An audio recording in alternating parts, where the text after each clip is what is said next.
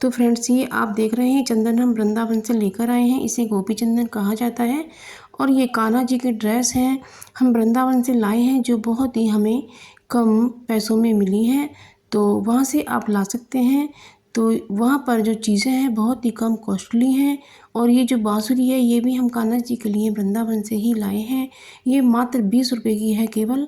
और ये बहुत ही सस्ती चीज़ें हमें वृंदावन में मिल जाती हैं।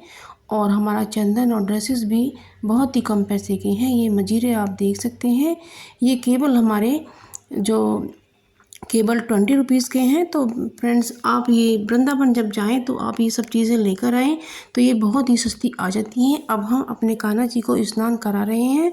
तो जब हमें स्नान कराना है तो हमें ओम नमो भगवते वासुदेवाय बोलते जाना है। और हमें भगवान जी को जब ड्रेस पहनानी है तो हमें जो दूसरा हाथ है, सबसे पहले हमें सीधे हाथ में पहनाना है, क्योंकि उधर से पहनाने में आसान हो जाता है। और इसके पीछे भी हमें नमक लगा करके अपने हाथों से रगड़ कर इसके पोर्शन को हमें खोलना है। इसमें महक बिल्कुल भी नहीं आएगी।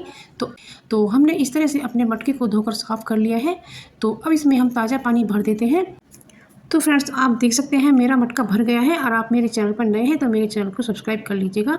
और मैं आगे का प्रोसेस आपको बताती हूँ। तो हमने एक कटोरे में पानी भर लिया है, जो मटके के नीचे ठीक बैठ सके। और इसमें हमने थोड़ा सा नमक ऐड किया है। अब इसके ऊपर हम मटका रख देते हैं। तो फ्रेंड्स, इससे हमारा जो पानी है ना, वो ज़्यादा ठंडा हो जाएगा और मीठा भी हो जाएगा।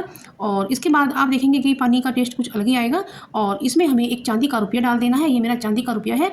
और मैंने एक तांबे की घंटी भी ली है, क्योंकि जो तांबे का पानी होता है वो पेट को साफ़ रखता है। और ये बहुत अच्छा होता है। छोटी सी यदि आपके पास घंटी है तो घंटी और इस तरह से डाल दें। और इसमें एक चांदी का रुपया रख के भी डाल दें, और इससे पानी में और भी अच्छा टेस्ट आएगा। और टॉवल ले लिया है और इसको मैंने पानी से गीला कर लिया है। अब मैं इसे मटके के ऊपर फैला देती हूँ, तो इससे हमारा पानी बिल्कुल ठंडा और मीठा बना रहेगा।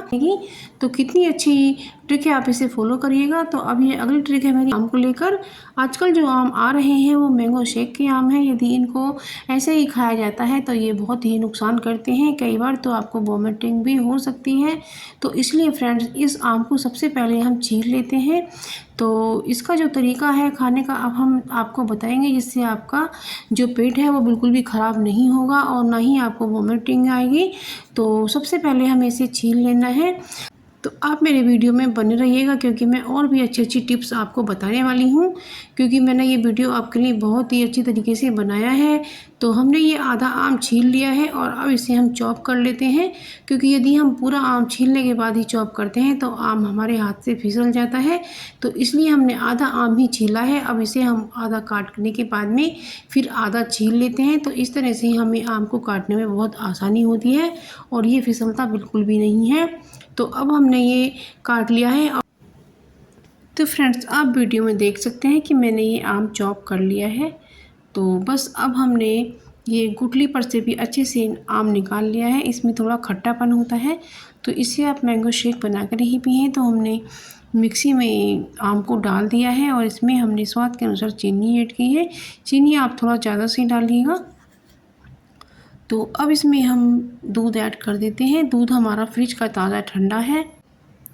तो बस हमने इसको विप कर लिया है। अब बस इसमें हम बर्फ़ के कुछ क्यूब्स डाल देते हैं और हमने मिक्सी में फिर से दोबारा कर लिया है। अब इसे हम बस सर्व कर देते हैं। आप देख सकते हैं फ्रेंड, कितना अच्छा मैंगो शेक बनकर के तैयार हुआ है।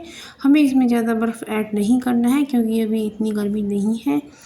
आप देख सकते हैं कितना अच्छा मैंगो शेक बन करके तैयार हो। सबसे पहली टिप है मेरी, जो हम पूर्णिमा का व्रत करते हैं तो उसमें हम कसार बनाते हैं। तो सबसे पहले तो हमें गेहूं का आटा समाया लेना है।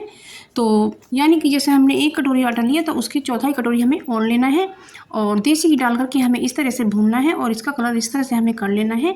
अब हमारा कसार भूनकर तैयार है। तो अब इस कसार को हम अपने एक चौड़े से बर्तन में निकाल लेते हैं, जिससे ये ठंडा हो सके।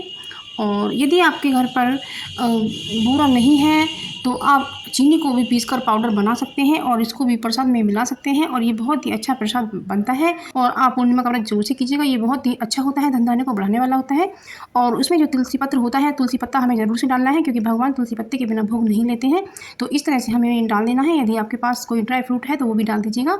और फ्रेंड, इसके साथ हमें पंचामृत भी ज़रूर से बनाना चाहिए। तो इसमें हमें दूध लेना होता है और दही और देसी घी और शहद और चीनी हमें मिलानी होती है और थोड़ा गंगाजल भी डाला जाता है और तुलसी पत्र तो इसमें हमें ज़रूर से डालना है क्योंकि इसके बिना भगवान। तो अब ये अगली ट्रिक है हमारी कुकर के ढक्कन में जो सीटी लगी होती है। तो फ्रेंड्स इसमें क्या होता है, इस सीटी के अंदर एक लेयर जमा हो जाती है और जिससे हमारी सीटी ढंग से नहीं आती है और हमारी सब्ज़ी का जलने का खतरा बना रहता है और उसका पानी सूख जाता है, हमें पता नहीं चल पाता है। तो इसके लिए हमें क्या करना है, हमें लेना है एक कटोरा जिसमें हम अपनी सीटी को बिल्कुल डुबो सकें।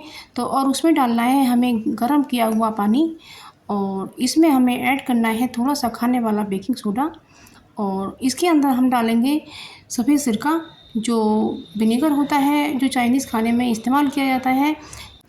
तो फ्रेंड्स जो हमारे घर में ख़राब टूथब्रश पड़े होते हैं उससे हमें इसे मसल कर साफ़ करना है। आप चाहें तो इस सीटी पर थोड़ा कोलगेट पेस्ट भी लगा सकते हैं, उससे आपकी सीटी चमकदार हो जाएगी। और एक नाइफ़ की मदद से इसे हमने निकाल लिया है। तो बस इसके अंदर ब्रश से हमें इस तरह से इसको साफ़ करना है और नाइफ़ की जो नोक होती है इस तरह का हमें लेना है और इस सीटी के अंदर भी हमें डाल कर उसे साफ़ करना है। आप देखेंगे कि जो इसके अंदर लेयर जमा हो गई थी वो निकल कर बाहर आ जाएगी और जिससे हमारी सीटी में एयर अच्छी तरह से आ सकेगी। जो भाप होती है वो निकल नहीं पाती है और सीटी उठ नहीं पाती है और हमारी सब्ज़ी जलकर ख़राब हो जाती है और हमें पता नहीं चलता है। तो इसलिए हमें ये सीटी को साफ़ करना होता है और ये जो चाकू की नोक है इसकी जो लेयर है अंदर जमा हुई उसे निकाल रही है। तो फ्रेंड्स आप देखेंगे कि इसके अंदर से कितनी गंदगी निकल कर आई है और आपकी सीटी बिल्कुल साफ़ हो जाती है और फिर अच्छी तरह से सीटी आने लगती है। तो बस अब आपको दिखाएंगे फ्रेंड्स इसमें से कितनी गंदगी निकल कर आई है। तो बस इसी तरह से आप मेरे चैनल पर नए हैं तो मेरे चैनल को सब्सक्राइब कीजिएगा और फ्रेंड्स आप मेरी वीडियो किस दुनिया के किस कोने से देख रहे हैं तो वो भी मुझे ज़रूर से बताइएगा। मुझे ये जानकर खुशी होगी कि मेरी वीडियो दुनिया के किस किस कोने में देखी जा रही है। आप देख सकते हैं फ्रेंड्स इसमें से कितनी डस्ट निकल कर आई है। तो सीटी हमारी साफ़ हो गई है और आप देख सकते हैं कटोरे में कितनी गंदगी जमा हो गई है।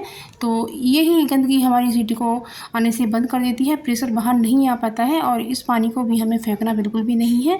इस पानी को हमें किचन सिंक के अंदर डाल देना है तो इससे जो बैक्टीरियापन आ जाता है वो भी ख़त्म हो जाता है और सफाई हो जाती है और स्मेल भी चली जाती है। और बस अब हम साफ़ पानी से इसे धो देते हैं। ये बहुत ही यूज़फुल वीडियो आपके हो सकती है। तो सबसे पहले टिप है इसमें पर्स को लेकर। ये जो ज्वेलरी के पर्स होते हैं इनका बहुत बढ़िया यूज़ होता है क्योंकि क्या होता है फ्रेंड्स जब हम कहीं जाते हैं तो हमारी ज्वेलरी गुम होने का खतरा बना रहता है। तो फ्रेंड्स आप लेगिंग भी पहनते होंगे और सलवार भी पहनते होंगे और ये पेटीकोट तो ज़्यादातर पहनते ही हैं। तो इसमें क्या करना है, हमें ज्वेलरी का पर्स यहाँ पर लगाना है जो अंदर की साइड होती है।